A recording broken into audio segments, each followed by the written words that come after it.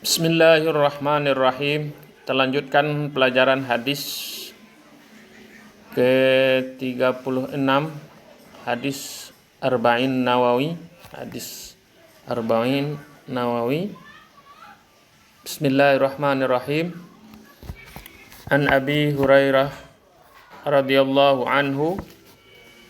Hadis dari Abi Hurairah radhiyallahu anhu, anin Nabi sallallahu alaihi wasallam, dari Nabi sallallahu alaihi wasallam,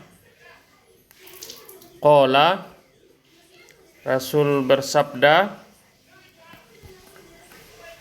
man naffasa an mu'minin kurbatan min kurabid dunya, kata Nabi, siapa yang menyelesaikan kesulitan seorang mukmin,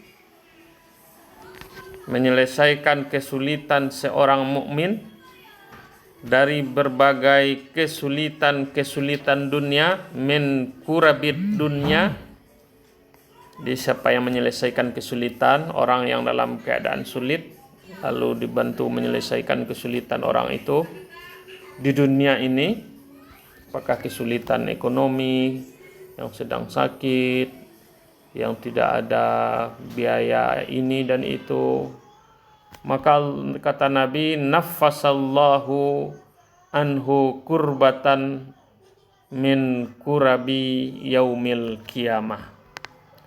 Niscaya Allah akan memudahkan kesulitannya di hari kiamat.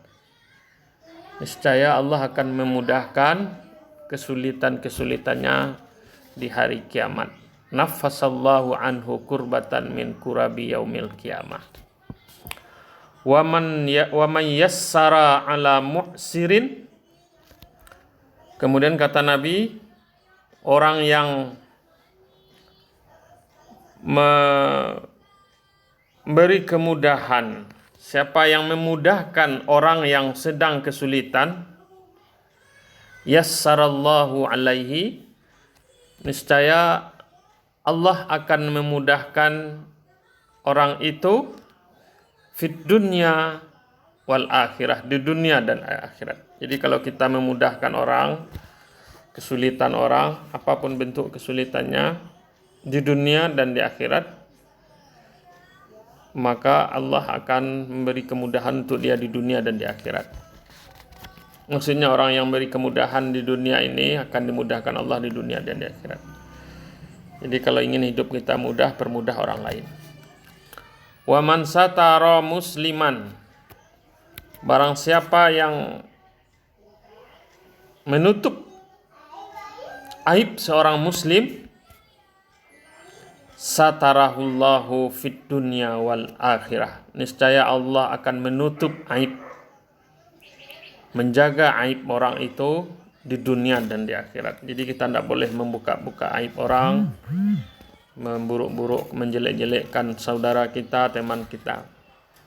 Wallahu fi aunil abdi, dan Allah dalam selalu membantu seseorang hamba, makanal abdu fi auni akhihi, selama orang hamba itu selalu membantu saudaranya. Jadi kita akan dibantu oleh Allah selama kita membantu orang lain. Nah, hadis ini ada 4 redaksi yang intinya adalah kita memberi bantuan pertolongan kepada orang lain. Manafasa, mayassara, adalah kita menyelesaikan kesulitan orang. Kemudian mayassara, memberi kemudahan. Kemudian man satara, menutup aib orang. Nah, maka wallahu, Allah akan selalu bersama hamba selama kita menolong saudaranya. Kemudian urutan keempat dari hadis ini, Nabi bersabda, wa man salaka tariqan, barang siapa yang menempuh satu jalan, yaltamisu fihi ilman, dalam rangka mencari ilmu, jalan yang ditempuh itu untuk mencari ilmu, apapun bentuknya, di sekolah, di rumah, sahalallahu bihi tariqan, niscaya Allah akan mudahkan jalan ilal jannah, tariqan ilal jannah, jalan untuk menuju surga. Jadi Allah menjanjikan, bukan menjanjikan surga, tapi orang yang punya ilmu dijanjikan jalannya lebih mudah menuju surga. Inilah pentingnya kita menuntut ilmu. Menuntut ilmu sehingga jalan kita dimudahkan oleh Allah. Majtama'a qaumun, kita lanjutkan hadisnya. Wa majtama'a qaumun, manakala suatu kaum, ijtama'a qaumun, berkumpul, ijtama'a fi baitin min buyutillah, di rumah-rumah Allah, satu rumah dari rumah-rumah Allah, yatluna kitaballah, lalu dia, orang-orang ini membaca ramai-ramai, berarti kitab Allah, ayat Allah, kitab Allah, Al-Quran. Wa yatadarasunahu, dan mereka saling belajar, saling mengajarkan, bainahum, antara mereka.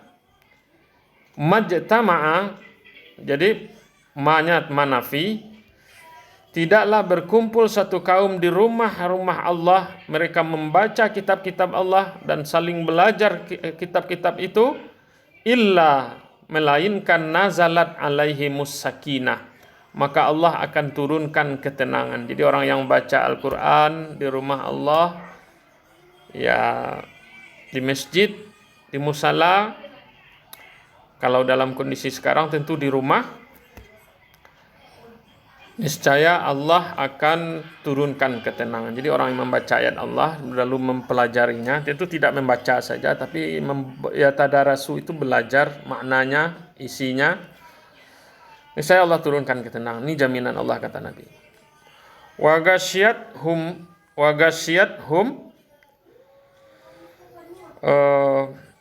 dilimpahkan kepada mereka, wa ghasyiyathumur rahmah, dilimpahkan kepada mereka rahmat. Jadi turun rahmat. Jadi kalau kita ingin tenang, dapat rahmat, banyak membaca ayat-ayat Allah, Al-Quran. Insya Allah mudah-mudahan kita membaca Al-Quran dengan baik. Wa haffathumul malaikah. Haffat itu artinya mengelilingi. Jadi wahafat sumul malaikah, niscaya mereka akan dikelilingi oleh malaikat. Jadi orang yang baca Al-Quran itu 3 faedahnya, apalagi di bulan Ramadan. 3, yang pertama hatinya tenang, turunkan ketenangan. Yang kedua mendapat rahmat. Yang ketiga malaikat akan mengelilinginya. Dan yang keempat, yang ketiga malaikat mengelilingi. Yang keempat, wa dzakarahum humullahu fiman indahu, niscaya Allah akan menyebut-nyebut mereka. Bayangkan kita dibicarakan Allah, disebut oleh Allah di depan orang-orang yang berada di sisinya, ya, makhluk yang ada di sisinya, siapa saja, mungkin malaikat, ya, mungkin para wali-wali Allah yang dekat dengan Allah, akan disampaikan, dibicarakan orang-orang yang membaca.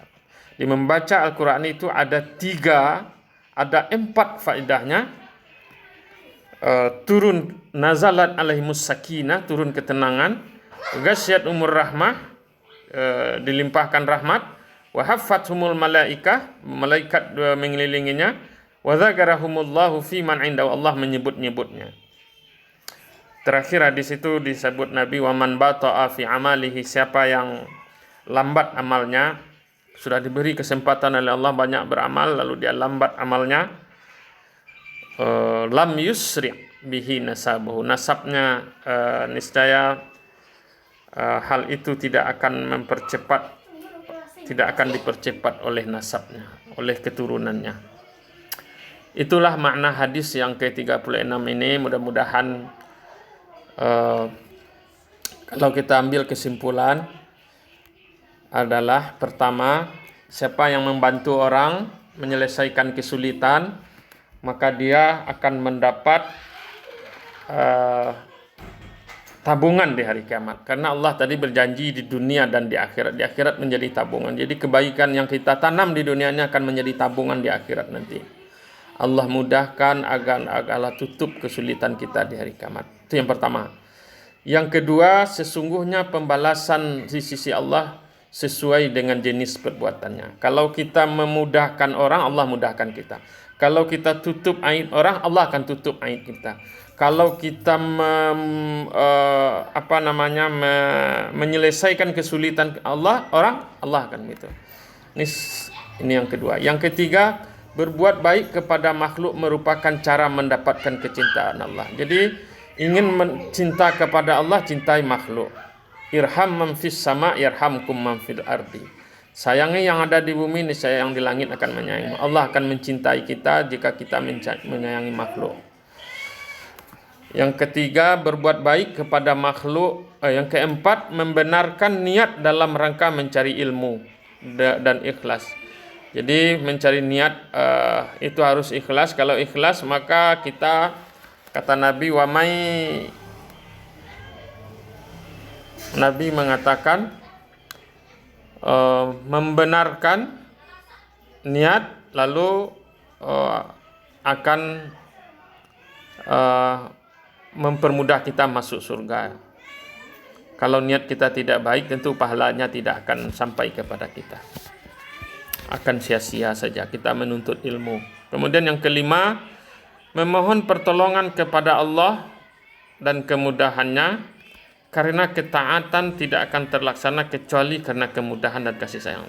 Jadi kita mohon kepada Allah, sahalallahu, Allah yang memudahkan kita dalam menuntut ilmu. Kita mohon kepada Allah, kita diberi jalan untuk selalu beramal ibadah dengan baik dan dimudahkan masuk surga. Allah mudahkan kita beribadah. Allah mudahkan beri kesehatan kita, diberi jalan kita untuk bisa haji, diberi jalan untuk umrah dan sebagainya. Yang keenam, selalu membaca Al-Quran. Nah, sebenarnya kita katakan tadi, membaca Al-Quran itu faedahnya besar sekali. Tapi tentu tidak membaca saja, tapi memahami dan mengamalkannya. Karena di situ ada kata-kata wa yatadarasuna, yatluna kitaballah wa yatadarasuna. Jadi saling belajar apa maknanya, minimal ya satu ayat dipelajari. Bacalah Quran itu banyak-banyak, dapat pahala, tapi isinya juga harus dipelajari. Kalau itu kita lakukan, 4 yang dijanjikan Allah. Pertama, kita dapat ketenangan. Yang kedua, dapat rahmat. Yang ketiga, dikelilingi oleh malaikat. Yang keempat, kita disebut oleh Allah. Yang keenam, kita harus banyak faedah-faedah yang kita dapatkan menuntut ilmu di jalan Allah, terutama di tempat-tempat majelis-majelis ta'lim. Mudah-mudahan ini bisa menjadi majelis ta'lim kita. Saya pribadi hanya menyampaikan hadis ini, tidak banyak sarah. Mungkin ustadz-ustadz yang akan menjelaskan. Mudah-mudahan ada manfaatnya. Hadis yang ke-36 ini perlu menjadi renungan bagi kita. Jika kita ingin diselamatkan Allah, maka bantulah orang-orang di sekitar kita. Kalau kita ingin ditutup aib kita, tutuplah aib saudara kita. Kalau ingin kita dimudahkan, Allah mudahkanlah urusan saudara-saudara kita. Demikian saja. Terima kasih. Assalamualaikum warahmatullahi wabarakatuh.